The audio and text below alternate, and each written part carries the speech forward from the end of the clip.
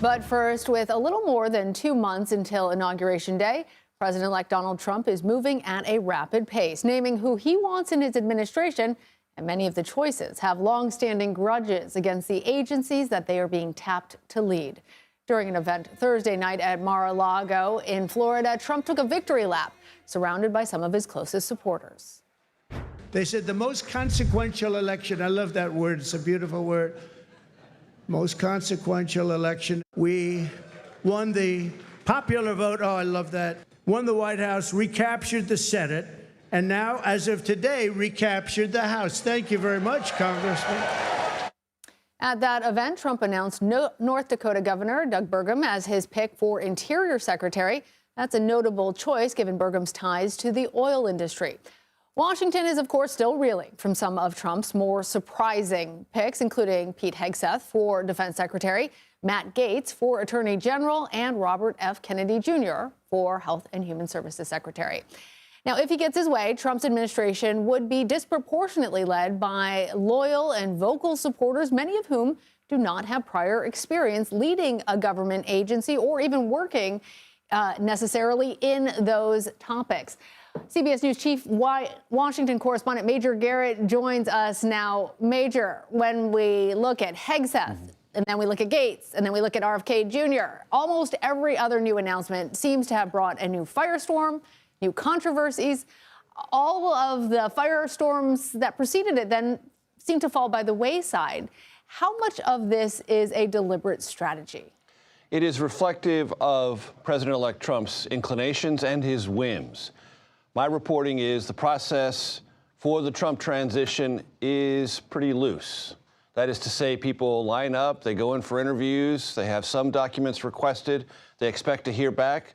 They don't hear anything at all. They can't get any readout on what's going to happen. Next thing you know, something shows up on Truth Social or on X, or as in last night's event, Doug Burgum is announced as Interior Secretary. I'm told Doug Burgum didn't even know that was going to be announced.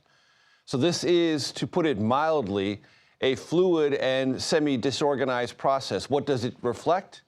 It reflects President-elect's desires to be as disruptive as possible and to foist on Senate Republicans as many hard-to-confirm nominees as possible, trying to increase his average of disruptors. Maybe he loses one, maybe he loses two, or maybe Senate Republicans just throw up their hands and say, this is too much for us to deal with. We'll recess, we'll let these appointees take their cabinet positions for 2 years and say nothing about it. Don't rule that out as a possibility.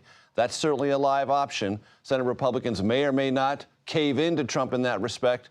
But if there's any method to this approach for the president-elect, it is to send a signal to Washington specifically and the country generally that these nominees are meant to not only disrupt, but uproot much of the post-World War II bureaucracy that has grown up in Washington on a bipartisan basis. This is not just about the outgoing Harris and Biden administrations. It's about every administration that came before it and the quote-unquote administrative state behind it. Well, and you see that when you look at these picks and some of the grudges that they have with the very agencies that they're being tapped to lead. So, Major, how much of this is about enacting a policy agenda versus picks of personality, of messaging? Because all of this is, as you say, about trying to disrupt, trying to dismantle. But is there a hope that policy is going to come out of this, or that it is more of a political calculation? It's both, and other things. Loyalty is a huge factor. You mentioned that in the lead-in. It is a dominant factor for President-elect Trump. How well does he know this particular person's loyalty to him? The only one who really doesn't have hard-tested loyalty to Trump is Robert F. Kennedy Jr., but he has two other things. He has a huge, famous political name and pedigree that has always fascinated and enticed President-elect Trump. Robert F. Kennedy Jr. also has something that was important for President Trump as he won re-election, a constituency motivated by the issues Robert F. Kennedy Jr. identified. Now, very quickly on Robert F. Kennedy Jr., I interviewed him over the summer in Nashville. He says a lot of things, some of them flatly untrue, about vaccines, about COVID being biologically engineered so it doesn't harm the Chinese or a certain sect of Judaism. False, utterly false. Robert F. Kennedy Jr. also does identify legitimate public policy issues. Is there too much corporate influence in the Department of Agriculture? Is there too much pharmaceutical influence in the regulation of drugs in this country? Very legitimate issues. Robert F. Kennedy Jr. identifies that, and because he identified those and things in our processed foods, lots of women around this country, particularly suburban women who experienced COVID, saw what their kids were going through, became a little bit more educated on some of these issues, inclined to support or at least question some of the things that Robert F. Kennedy Jr. questioned. He has a constituency President-elect Trump wants to satisfy and deal with. So Robert F. Kennedy Jr. isn't a classic loyalist at all, but he does bring something to the table that is important to Trump. If not loyalty, it's that core or emerging political constituency. He's different in that respect from Matt Gaetz or from Pete Hegseth. And we are going to dig into that more with Dr. Celine Gounder. But Major, in the moments we have left, given what you are seeing so far, how do you expect Trump's approach to governing now will differ from his first administration?